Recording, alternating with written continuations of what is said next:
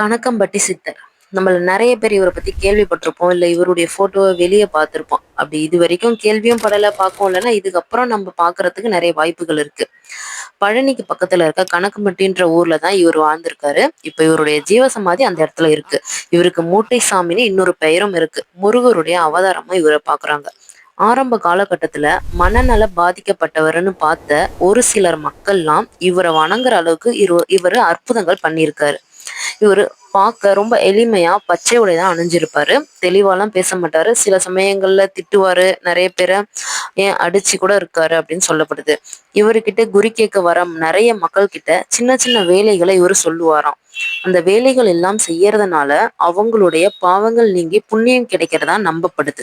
இவரால பயனடைஞ்ச நெறைய பேரு சாமி சொன்ன வேலைகளை செஞ்சதுனாலதான் நாங்க இப்ப நல்ல நிலைமையில இருக்கோம் அப்படின்னு சொல்லியிருக்காங்க. இதனால அவரு சொல்ற பண்ற எல்லா விஷயத்திலயுமே ஆன்மீக கருத்து இருக்கிறதா நம்பப்படுது.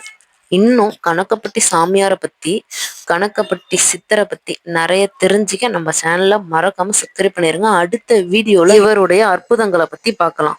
Thank you friends.